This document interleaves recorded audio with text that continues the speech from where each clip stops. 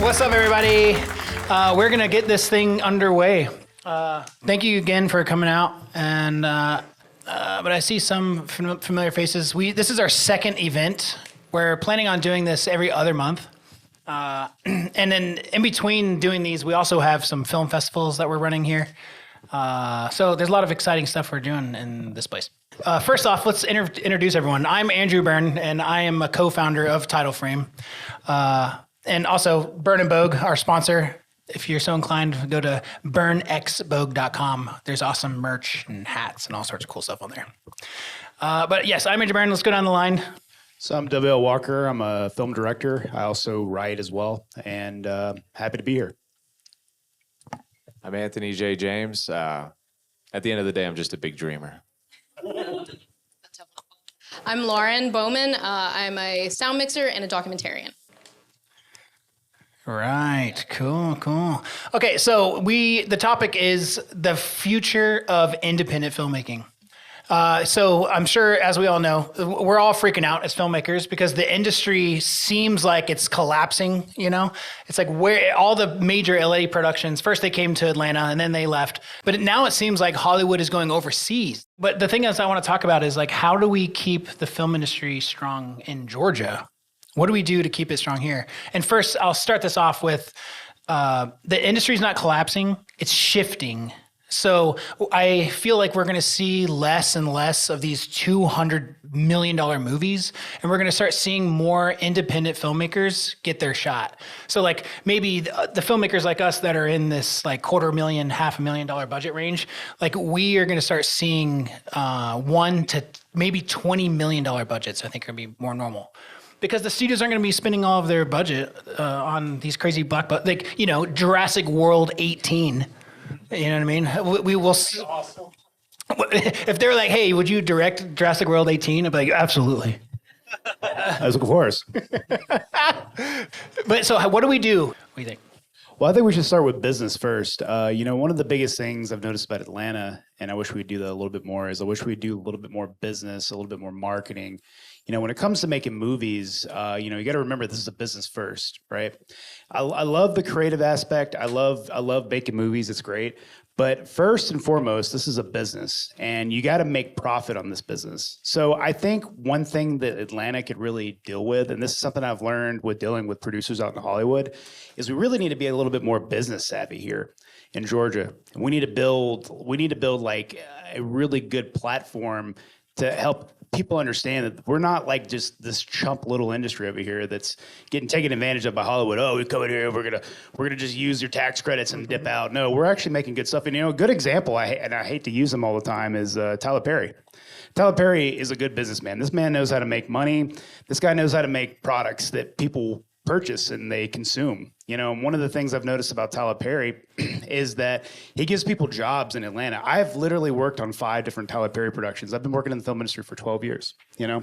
And so, you know, I think if we can establish something like that, you know, because he's got his own brand, if we can establish something like that where we're making productions that, you know, people want to consume, because obviously you got to make a good story. It starts with the story first. People in Georgia, they really obsess 100% with gear. It's not about the gear, it's about the story first. And then how can we sell the story? You know, how can we make something that's sellable to people so they can like consume it? And that starts with marketing and the business side of things. And so what I really preach to everybody that's here, really discuss and figure out what your marketing plan is going to be and the business side of things. And so that's what I want to say about that. So I'll pass it on to Anthony here. Okay, let's see here. Who's an actor? Raise your hand. Nice. Who's a writer? Oh, wow. That's a lot more than I thought. Okay. Producer? Okay. You may as well. Yeah, that's right. Hey, somebody's got to do it. It's a tough job. What about like special effects, either digital or after, or on set? Oh, okay. Nice. Okay.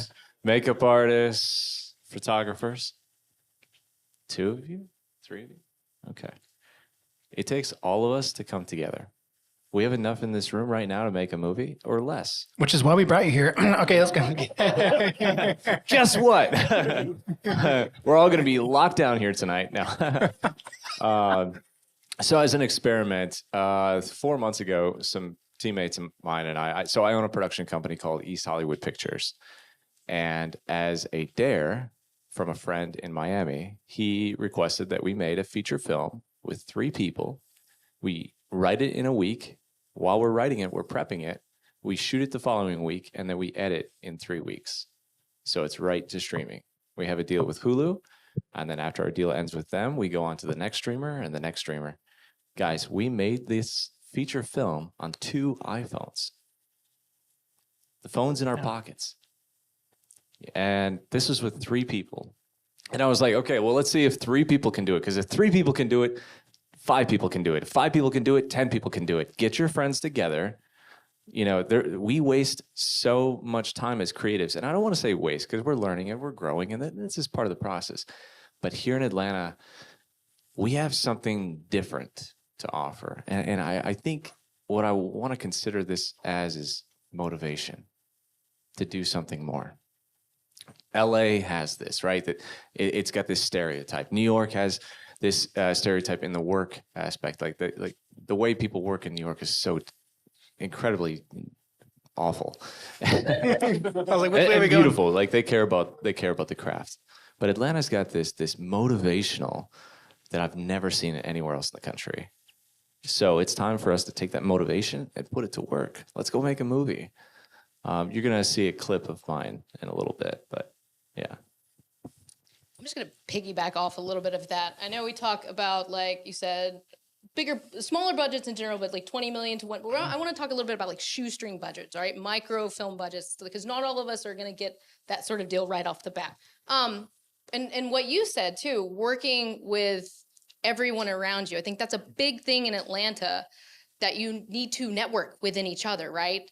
And I'm not seeing that on this scale. I think it's as we're, like you said earlier, pivoting. It's with the way the climate and the landscape of the film industry is going, that I'm seeing it more and more, because we're kind of needing to, right? We're going to have to lean in our friends. We're going to have to lean in to get different kind of gear to help put forth the sort of productions that we want to do. And I think, like you said, definitely marketing is a big thing. But I think, you kind of have to believe in each other too, right? To bring those stories. And with independent filmmaking, notoriously, those stories are about the characters, right? We need to remember the identification with the characters that we go through and the story, and help bring those stories to life by working with each other and keeping it in Atlanta. Oh, and real quick, that movie we did in a week was less than $15,000, provided by the streaming company. Yeah, and I did a documentary, past couple of years, and we did it for less than $20,000. So it's possible, All right. And maybe that's a good segue into this next question, where is the future of independent filmmaking self-distribution? Absolutely. Like, it's more in that, like, the shifting of the industry is becoming less, we saw this in the music industry where the recording studio, the record labels had this like gatekeeping going on, and then Napster. And then, now we all pay for it because streams on Spotify. I don't know any musicians in here that have albums out, but like, it's pennies, man. No one wants to pay for music anymore. But so is for an independent filmmaker though, if I make a film for like $20K and I can go sell it, do we sell it?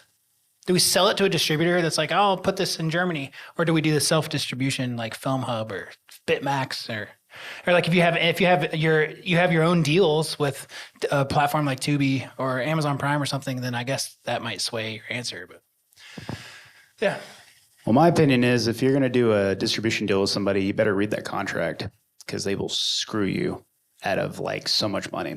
And you better, I always say, because we're going to talk about AI here in a bit.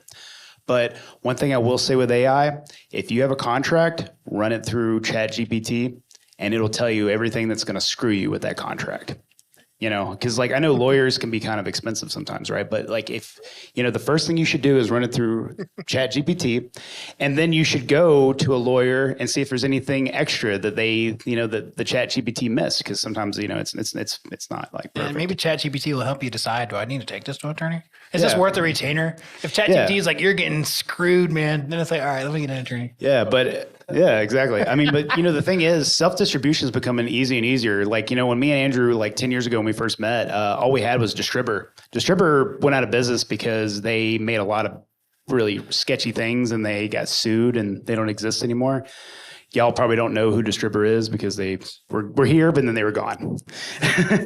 But we have FilmHub and Bitmax now, which are really, really good platforms. And a lot of people really like FilmHub. So if you have a movie, FilmHub is a good option because, to be honest with you, you don't really have to pay any money up front. They do take 20%, but sometimes it's worth that to kind of get it on a platform that you want to be on. You know, Tubi is a really good platform. You know, Tubi, you know, Amazon, Apple TV is a little bit harder to get on, but like those, like Bitmax and FilmHub will allow you to get on, on Apple TV. But you got to make sure that the QC is up to date. You got to make sure you have everything you need to do with that. But I do think that self-distribution is going to become more of a thing. So, but I will say, if you are going to go the traditional route, just make sure the contract is right.